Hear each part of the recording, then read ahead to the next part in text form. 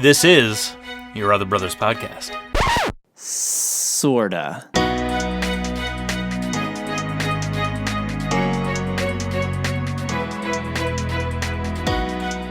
What's up, homies? It feels so good to say that once again, if you listened to our last episode. My name is Tom, and I am the editor co-founder of Your Other Brothers, a community navigating faith, homosexuality, masculinity, and coronavirus together. This is the Corona ConvoCast, and it's so good to have our next guest because he always brings it. It's just in his nature. He knows how to do it. It's what he does.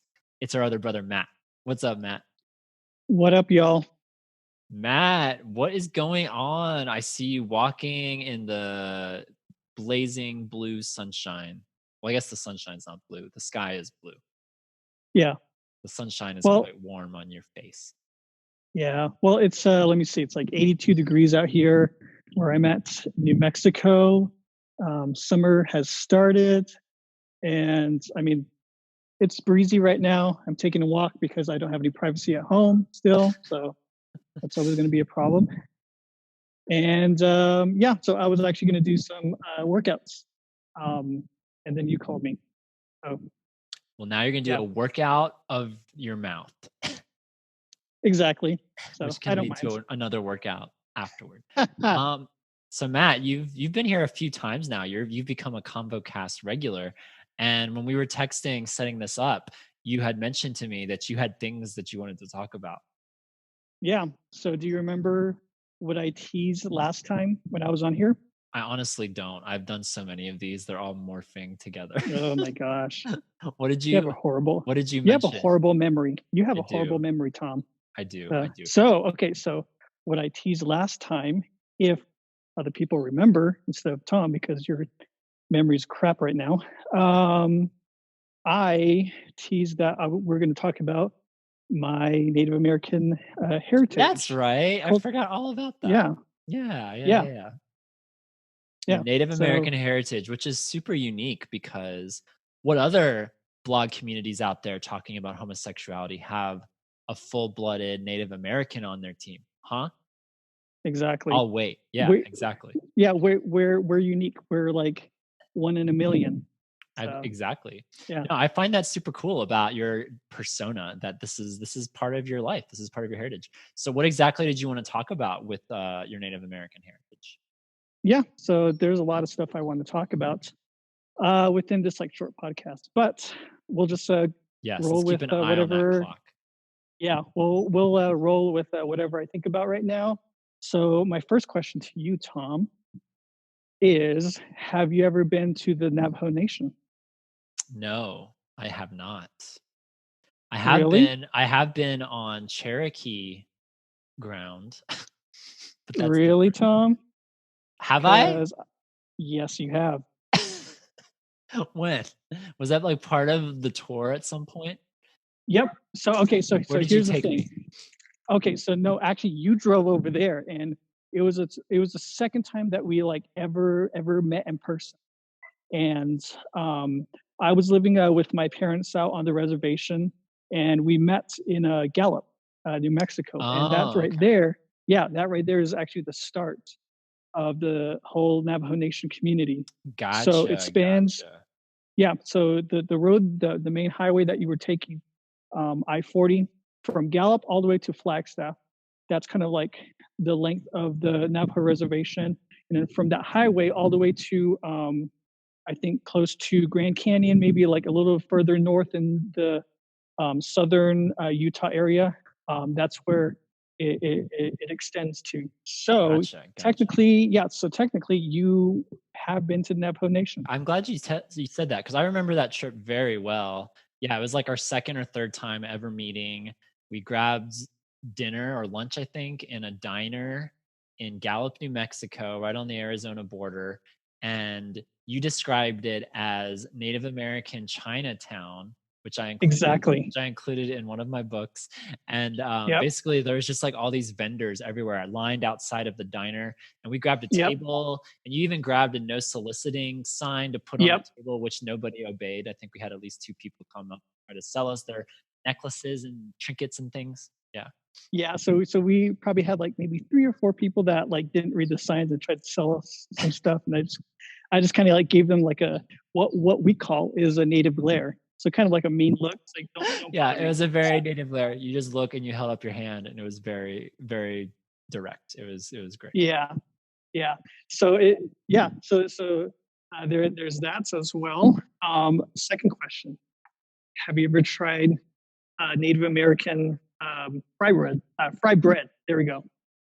Yeah, I called it fried bread, and then you It's so proceeded to lambast me. Yes, I have tried Native American fry bread at your suggestion. You were trying to get me to try it when I was with you, but we just didn't have a time or a place to do it. So you gave me the Yeah. suggestion, and I don't even remember. Honestly, I'm trying to remember where it was on that same trip. Like I went somewhere and got it.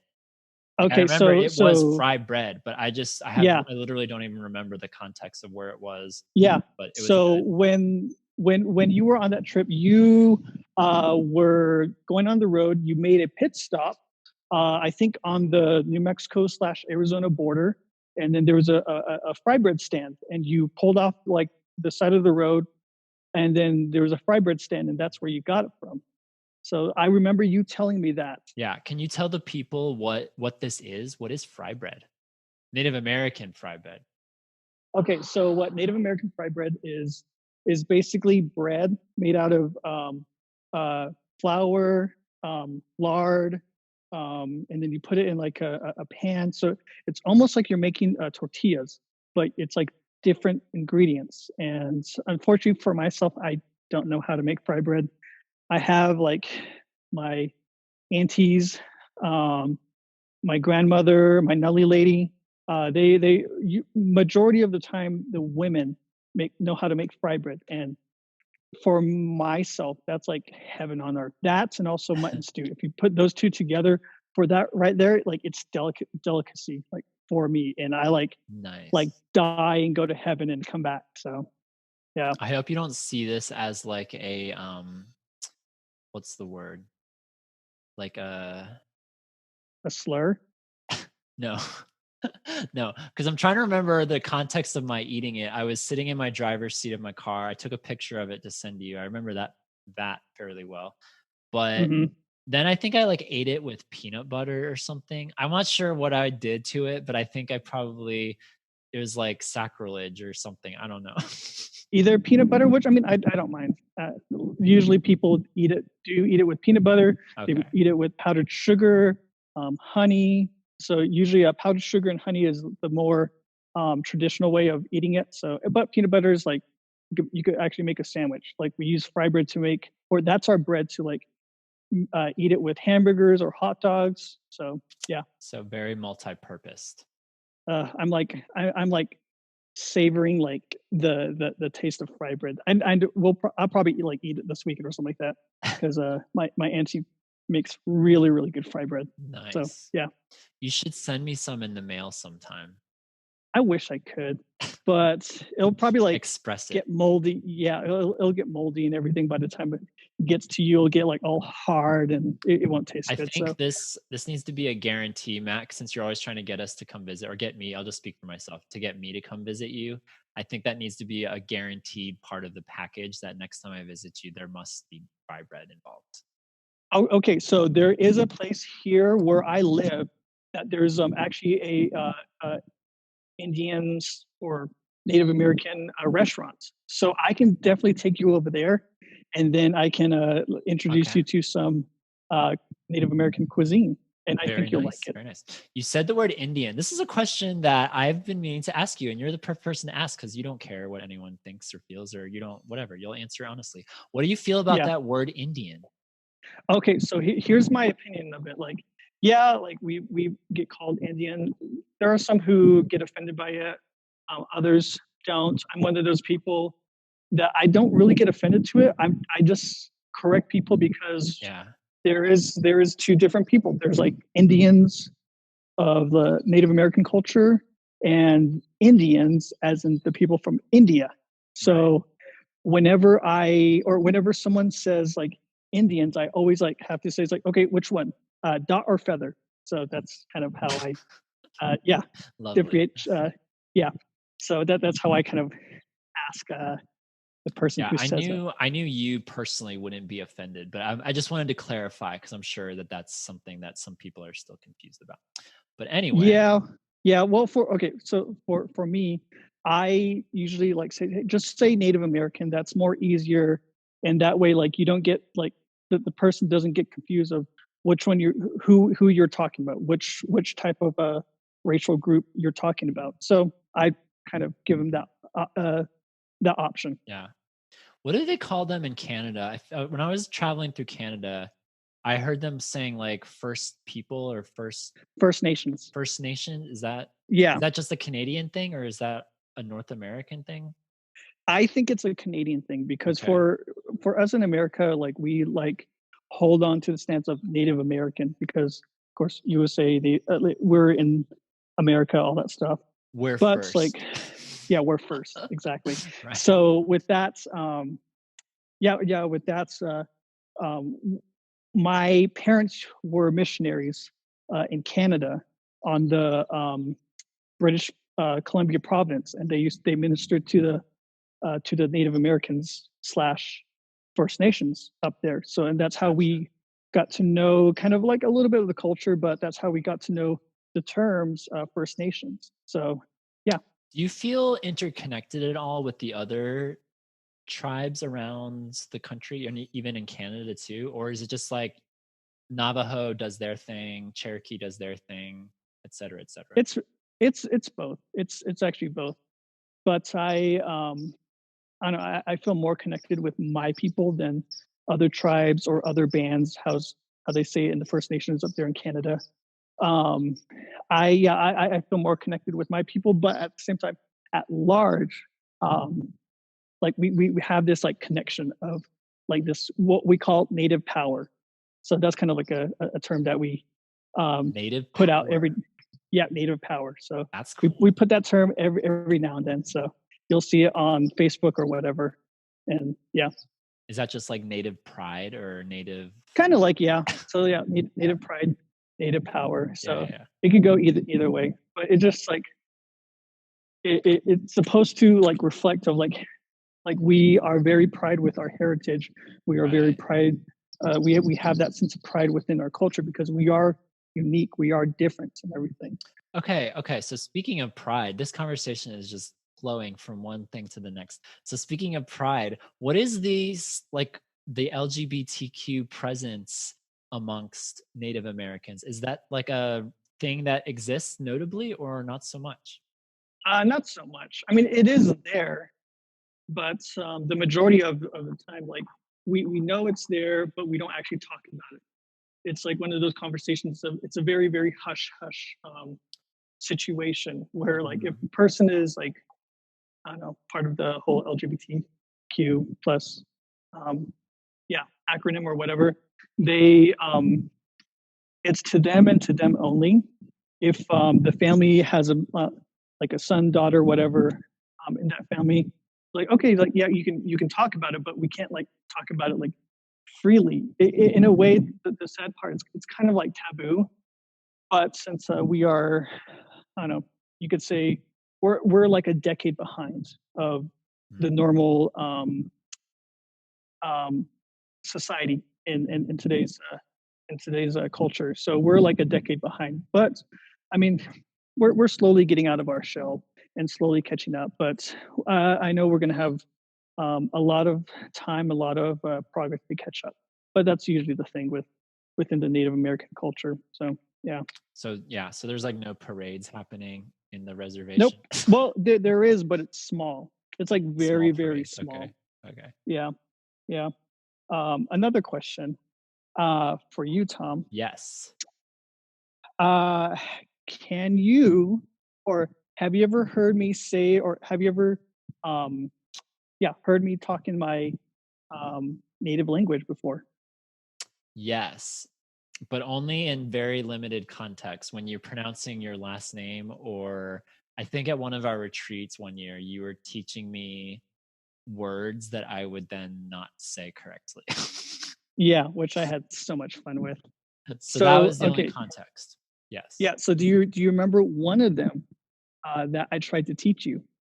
I don't, honestly. You don't remember me trying to teach you to say hello? I mean, I'm sure you did, because I know it was just like basic words. Yeah, but I don't remember which words Yeah. they were. Yeah. So how do you say hello in Navajo? Okay, so you say hello in Navajo in this way, Yat. So whenever you're introducing yourself or you're greeting somebody, you say hello, like Yat. So Yate. and then you shake. Uh, Not really, but Yate. there. Okay, for a white person, for a Billy Ghana, which is Keep it. basically white people in Navajo. For a Billy Ghana, like Billy Ghana. Yate. oh god, yeah. Okay, so anyways, so you're kind of saying it like correctly. I'll just give you some kudo points right now, just for Kudo the attempt. points. Yeah, I'll take all your kudo points. yeah. Well, it's basically Why don't you take this sympathy opportunity, points. Matt? Because on our website, on our blog, you go to yourotherbrothers.com. If you look up Matt as one of our authors, you actually have, is that your Native American surname on our site, or what is that? Can you explain? Okay, so that is not my surname. So that right there is whenever you see Matthew and then you see the last name is what it's saying is salt. So when I'm saying it's Sheehan. So Sheehan. okay, yeah, close enough. Yeah. Kudo points. Yeah, kudo points, sympathy points. So, anyways, within the Native American traditions, we have a thing called clans, and they're not like your Irish clans or anything like that. It's different. We identify with 4 clans, and these 4 clans is based off of you have your clan that gets passed down to you by your mother. The second clan is going to be your dad, your father's clan. So you take that as well. The third clan is going to be your grandfather on your mom's side, which we call Che. So there's that, and then the final clan is going to be your grandfather on your dad's side, which is your Nully. So that's kind of how we so identify. Yeah, so it's pretty unique. So we have these 4 clans to identify who's related to us, who is family, and not only that, we can also identify not to marry within our own family as well. So one of your clans is the Salt clan. Yeah, which is that's the name you use on our site. That's really cool. That's so cool. Yeah. So you can't marry another Salt. No, because they're related to you, and stay away of course, from the Salt. Yeah, that's taboo. That's incest, all that stuff. So paprika, Matt. Go to the paprika. Shut up, Tom. Okay. So, anyways, so when I'm introducing myself, I also introduce myself with using these 4 clans. So when I'm introducing myself, I would say, Yat Matthew Yanishya, Ma Idish Gizing Nishle, Ashihe, Dasha Je, Bitani Dasha Che, and Toba Dasha Nella. So right there, I introduce myself as like, hey, my name is Matthew. My first clan is the Coyote Pass clan. My second clan is the Salt clan. And then my third clan is, I think, Yellow Corn clan. And then the fifth one, I believe, is Bitter Water clan. Bitter Water? Yeah, Bitter Water. I think that's it. That's my favorite. Of course it is. I love that so much. I knew Salt was one of them. I actually, and you probably told me the other 3 at some point, but I didn't remember them. Yeah. So that's really cool. That's a neat thing. I wish in American culture we did that. I mean, you're American too. I'm not saying you're not American, but I'm fully American. You are. Yeah. In white people world, I wish we had clans. I wish we had like if I wish I had that kind of attachment to both my mom's and dad's lineage, basically, like that. That's really neat. Yeah. So that's one of the things I love about my heritage, my culture, my Native American culture, and that's one of the things I love to share about, like, to people who are outside of the Native community. And I mean, you've seen it in my face of how like light up I get when I talk about like the Navajo culture, my land, and all that stuff. So yeah, you've seen it many times, right? Absolutely. When you get excited about things, you're like 120%. You're all the way, Yep, exactly. which is great. Which is a great character quality for sure. Yeah, yeah. And like whenever like people like ask about um stuff about my culture, like dude, like I'm on it. Like and then like I try to share like I don't know YouTube videos, websites, just to like for them to get just like a glimpse of what I grew up with and like what I actually still kind of live in today's society. Although I'm outside of the Navajo Nation, um, within myself, like I know who I am. I know who I am as a Native American, and I mean, um, the sad part is I don't fluently speak my native language. I understand it a tiny bit, like as a whole, but that's one of the things that I regret is that I wish I wasn't stubborn and lazy to uh, learn my native tongue. But I have my parents. Both my parents are fluent in Navajo. I have some family members who are still fluent. So we try to pass down our language, not only our language but our culture within the Navajo tribe. I mean, Nice. dude, like we actually have our own Navajo translation of the Bible. Like the whole Bible is translated That's in awesome. Navajo. Yeah, and then we have our own hymnal book as well. So that's also in Navajo, and it's like, okay, it's like I have that as well. I mean, I have the Navajo translation on the whole Bible app that Ooh, it's on my phone. So, dude, like whenever we meet in person, like I'll read some of the stuff in from the Bible in Navajo for you. Just not perfect. right now. Yeah. No, not right now. Because right now, Matthew, Yeah. guess what? We're out of time. What? Ooh, This has been that great, was though. fast. It was fast. I my one parting request, Matthew, is can I be an honorary member of the Bitterwater clan? No, no, Just honorary, not really. no, Matthew, come on. no. Fine. That's no. I'll That's just that's make a up negative my for me. own clan that's also darkly vivid. Okay, well, if you're gonna do that, I'll give you the website so you can try to say it in Navajo as well. Okay, So perfect. I yeah, would love that. it'll give you the options of all the clans that you can try to adopt yourself in. Okay. I would love to be adopted in. That would be amazing. You're welcome. If y'all are interested in reading some of Matt's blogs, he's written quite a few of them. He's referenced his Native American heritage in a couple of them as well. Head over to our website, yourotherbrothers.com. You can check out Matt's posts over there. And then you can also follow us on all the social media at Your Other Bros. I guess, Matt, this is the part where I will say goodbye. How do you say goodbye in Navajo? Hagonet. Hagonet?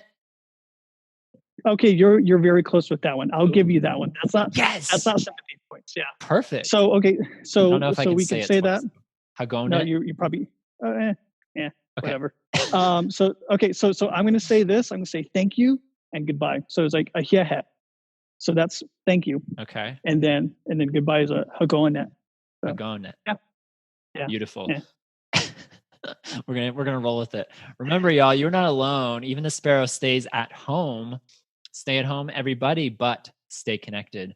And we'll be back again soon with another Corona ConvoCast. Thank you, Matt, once again for being here. All right. Laters, everyone.